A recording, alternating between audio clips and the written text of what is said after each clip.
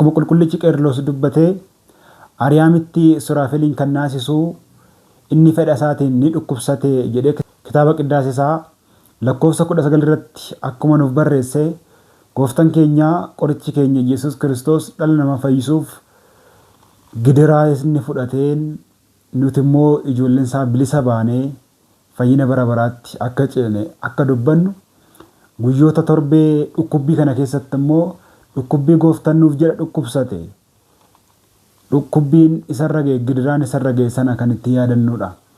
Torbee kana keessatti guyyoonni jiran hundumti isaaniiyyuu taateewwan isaan irratti raawwataman guyyaa wixataa irra jalqabee taateewwan jiran hundumaa kan ilaallu ta'a. Torbeen dhukkubbii guyyaan wixataa guyyaa balasiin itti abarramteedha. Wangeela Maatewos boqonnaa 21 lakkoofsa 18 irraa kaasnee yoo ilaalle balasiin abarramuu ishee ni agarra. Yeroo bari'uttis gooftaan keenya Yesuus gara magaalaa yommuu deebi'u ni beela'e. Karaa maddiittis muka balasii tokko argee itti gore. Garuu baala qofa malee firii homaa hin arganne. Bara baraan iji sirraa hin argamin jedhee yeroodhuma sanaa mukti balasii sun ni gogee jedha.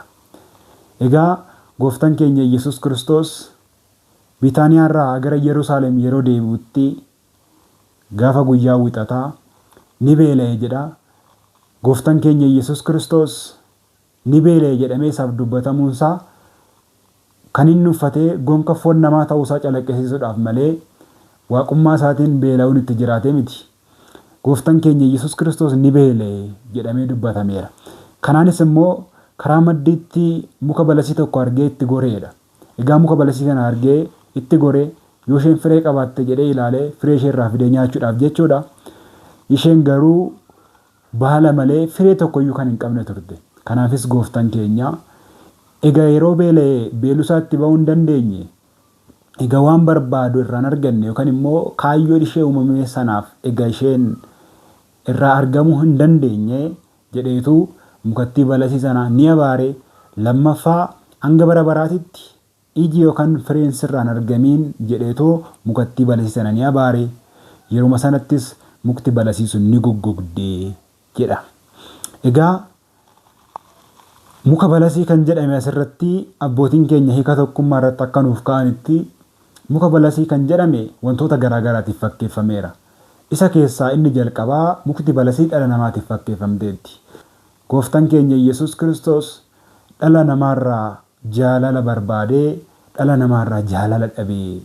Kanaanis immoo dhalli namaa akka Waaqayyoon isaa iyyetti ijoollee isaa ta'uu isaatiin yookaan immoo duuka buusaa ta'uu isaatiin jaalalli isa hordofuu akka inni qabu kitaaba irratti barreeffamee osoo jiru duuka bu'oota koo ta'uun keessan akka beekamuuf walii keessan jaaladhaa jedhee wangeela Yohaannis boqonnaa 13 lakkoofsa 35 irratti akka barreeffame.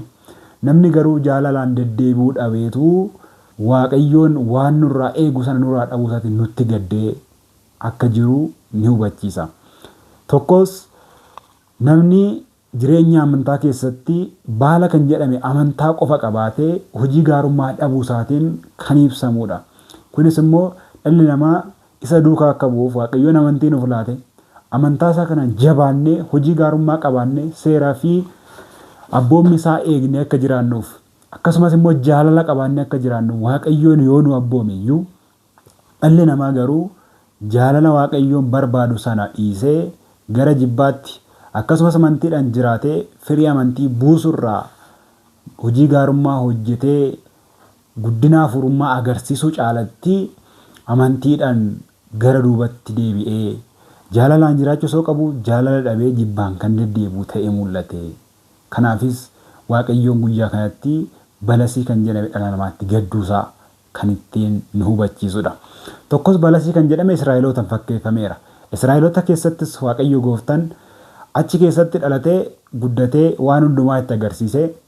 Garuu achi keessatti namoonni turan waaqummaa isaatti kan hin amannee fi eenyu akka inni ta'e osoo hin hubatiin kan hafan jaalalaan jiraachuu caalatti Kiristoos irratti inaaffaadhaan ka'anii hanga fannisuutti warra gaawwaan turaniif isaan sanattiin komateera. Sadaffaa irratti balasiin cubbuudhaaf fakkeeffamteetti.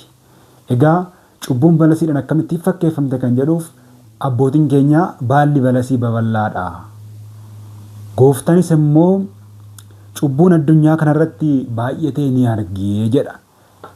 Egaa baalli balasii bal'aa akkuma inni ta'e Waaqayyoonis immoo cubbuun addunyaa kanarratti bal'ateetoo ni arge. Dhalli namaa cubbuudhaan qabameetoo seera isaa abboommi isaa dhiisee jireenya Waaqayyoo gammachiisu dhiisee gara du'a bara baraatti waan isa geessu raawwachuu isaatti arge.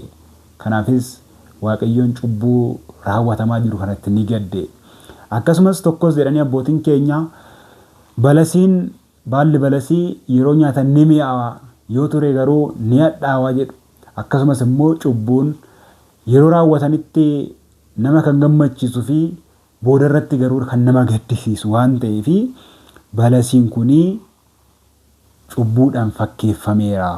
Kanaanis immoo firiin sirraan argamiin jedhee yeroo abaaru kanatti cubbuudhaan abaarsa siin dhufeen kan qabamu dhala namaa keessa hin jiraatin jedheetoo cubbuu abaaruu isaati. Kanaanis cubbuu balleessee ofii isaatiif adaba yookaan immoo badii gama cubbuutiin dhufe sana ijoollee Addaam irraa barbadeessee fannoo isaatiin ijoollee Addaam hundumaa bilisa baasee dhala namaarratti cubbuun akka aangoo hin qabaanne kan ittiin raawwatedha. Kanaaf nuti ijoolleen Waaqayyoo amantiidhaan gaafa jiraannutti cubbuun akka nurratti aangoo hin qabaanne Waaqayyoon ofiisaatii cubbuu nurraa hiikee bilisummaa kan nuuf labse waan taaneef nuti ijoolleen Waaqayyoo deebinee gara gabrummaa cubbuutti deebuun akka nurra hin jiraanne. Amantiidhaan wayirra jiraannutti immoo baalan kan fakkeeffame amantii qofa qabannee amantaa keessa jiraachuu qofa osoo hin taane akkasumas immoo firii kan jedhame firii hafuuraa buusuun akkasumas hojii gaarummaa raawwachuudhaan qabsuudha kiristaanummaa raawwachuudhaan firiin amantii nurraa barbaachisu hundumaa buusuun kan nurraa eegamu akka inni ta'e nuu itti hima jechaadha. Yoo akkas hin taane garuu akka firii balasii kana abaarramuun keenya hin oolu jechaadha. Namni seera Waaqayyoo hin eegne, namni amantiidhaan hin jiraanne, namni waaqa isaa beekee isaaf akka waaqummaa isaatti isa waaqessine deemsa jireenya isaa keessatti Waaqayyoodhaaf bitamee kan hin jiraanne yoo ta'e baranni qabu biyya lafaarratti akkasumatti bilaasha kan balleessuu fi waaqa isaa dagatee kan deddeebi'u yoo ta'e nama kanaaf abaarramuu hin oolu. Kunis guyyaa dhumaa irratti adaba bara baraa kan isa irratti fidu ta'a jechaadha. Kanaaf ijoollee Waaqayyoo kan taane amantaa keenya biratti baalan kan fakkeeffame amantaa qofa qabannee deemuu osoo hin taane hojii gaarummaa hojii kiristaanaa tokkorraa eegamu raawwachuudhaan amantii keenyaan firii buusutu nurra jiraata. Har'a tokkoon keenya gooftaan gara keenyatti dhufe osoo nu ilaale firii nurraa argachuu barbaade nurraa argataa laata? Waaqayyoon tokkoon keenyarraa ija amantii barbaada. Iji amantii nurraa hin calaqqisaa? Gooftaan osoo dhufee nu ilaale akka balasii sana jaalala nurraa argachuu hin danda'a? Tokkummaa nurraa argachuu hin danda'a? Waan gooftaa gammachiisu nurraa argachuu ni danda'a? Deemsi keenya mukattii balasii sanaarraa wanti adda godhu yoo jiraate amantiidhaan deddeebi'uudhaanatti firii qabaannee kan gooftaa gammachiisu waan tokko iyyuu raawwanne. Kanaaf deemsa keenya keessatti akka balasii sanaa akka hin abaarramneef jireenyi keenya Waaqayyoo kan gaddisiisneef yeroo hundumaa amantiidhaan cimnee dhaabbachuun amantii keenya immoo hojii gaarummaatiin deeggarree amantiidhaan hafuuraan guddachuun barbaachisaadha. Kanaaf gooftaan keenya guyyaa wixataa kanatti muka balasii sana abaareera. Muka balasii sana abaaruu isaarraa kan ka'e mukti balasii sun yeruma sana ni collogde ni goggogde jedha. Duuka bu'oonni gooftaas immoo yeruma tokkotti akkamittiin akka mukti goggogde jedhaniitoo akka abbitti ajaa'ibsiifachaa akka turan kitaaba irratti barreeffameera. Gooftaan keenya Yesuus Kiristoos garuu dhuguma isiniin jedha amantii yoo qabaattan yoo mamuu baattanis mukicha irratti kan ta'e duwwaa hin gootan haa ta'u malee tulluu kanaan ka'iitii gara galaanatti darbatami yoo jettaniin isiniif ni raawwatama. Amantanii kadhannaadhaan kan gaafattan hundumaa ni argattu jechuun dubbateera. Egaa duuka buutonni gooftaa yeroo sanatti balasiin sun yeroo gooftaan abaaru sanatti goguu ishee arganii akkamittiin kun ta'e jedhanii ajaa'ibsiifataniiru. Si'a tokkichatti mukti amma lalisaa fi baala kan qabu ta'ee argamu. Ammuma kana goguu sana nama dinqa. Waaqayyoon garuu hundumaa gochuu kan danda'udha. Gooftaan garuu akkas jedheen duuka bu'oota isaatiin akkamittiin gogde jettanii hin ajaa'ibsiifatiina hin dinqisiifatiina isaaniin jedhe. Wanti amantiidhaan raawwatamu kanaa oliyyuu raawwatamuu ni danda'a. Namni amantiidhaan kadhannaadhaan waan hundumaa gochuu akka hin danda'u ittiin barsiiseera jechaadha. Kanaaf nutis akka amantiidhaan kadhannaadhaan cimnee yaada keenya guutuudhaan laphee keenya onnee keenya guutuudhaan waaqayyotti amannee firii amantii isarraa akka argannu waaqayyoon dhuma keenya nu gargaaru akka mukittii balasiisan akka hin abaarramneef hundumti keenya amantaa fi hojii gaarummaatiin jabaannee jaalalaa fi tokkummaadhaan mana isaa keessa akka jiraannu waaqayyoon dhuma keenya nu gargaaru galanni waaqayyoof haa ta'u.